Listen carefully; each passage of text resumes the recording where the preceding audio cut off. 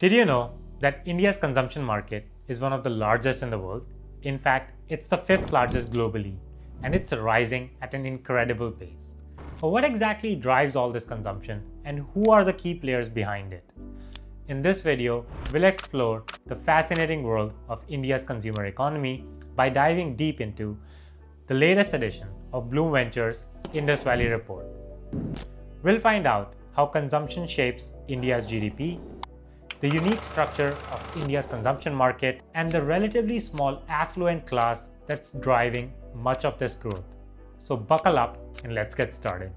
First, let's talk about why consumption is such a big deal for India's economy. Private Final Consumption Expenditure, or PFCE, is a measure of what households spend on goods and services.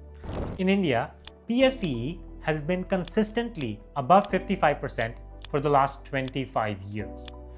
That means more than half of India's economic output depends on what people like you and me go out and buy.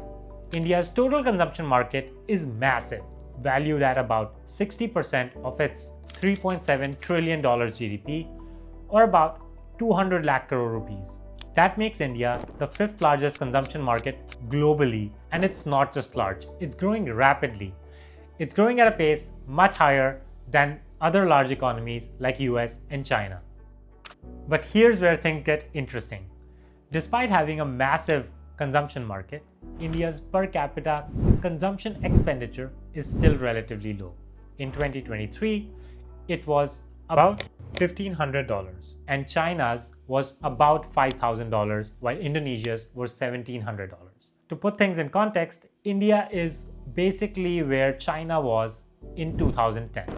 This low per capita consumption is reflected in what we call underpenetration across various categories. For example, credit card and mutual fund penetration is still low relative to countries like China. The same goes for consumer goods like two-wheelers, air conditioners, and even basic things like cement and electricity. This reflects a lot of untapped potential in India's market. So why is India's per capita consumption so low? The answer lies in the structure of its consumer economy, often referred to as the India consumer stack. Based on the income and spending behaviors, India's consumption market can be divided into three main segments called India 1, India 2, and India 3. India 1 represents the top 10% of the population with an average annual income of about 15,000 US dollars, so roughly 13 lakh rupees, and a size of 140 million people.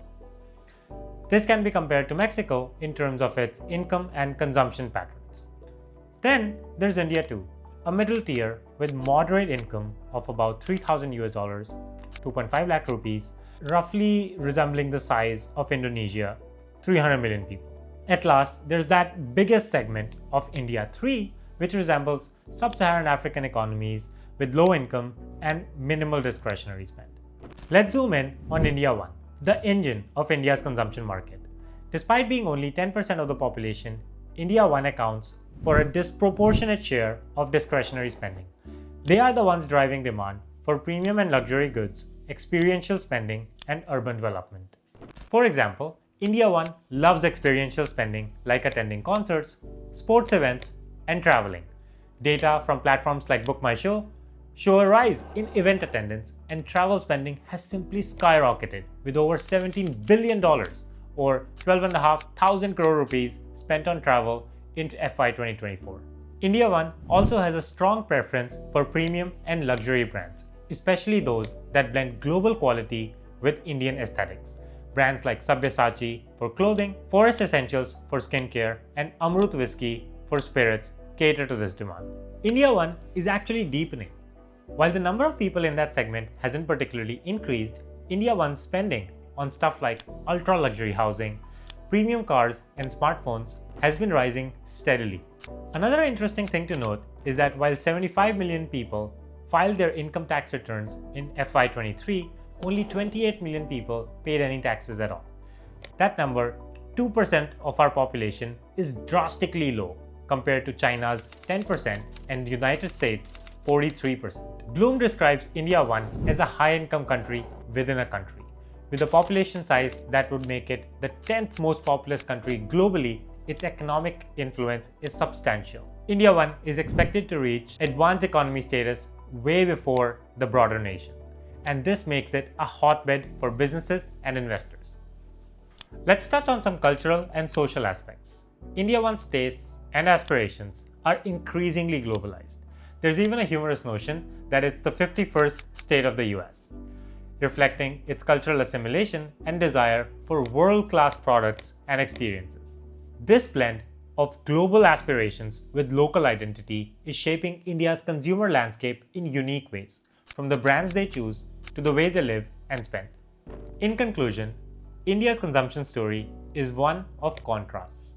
On one hand, it's a massive and rapidly growing market driven by a small, affluent segment, India 1. On the other, there is a huge population with limited spending power and underpenetration across various categories. Understanding this dynamic is crucial for anyone looking to tap into India's consumer economy. Whether you're a business, investor, or just curious about global trends, India's consumer market has fascinating insights and opportunities to offer. If you enjoyed this video, don't forget to like, share, and subscribe. Thanks for watching and stay tuned for more. Cheers.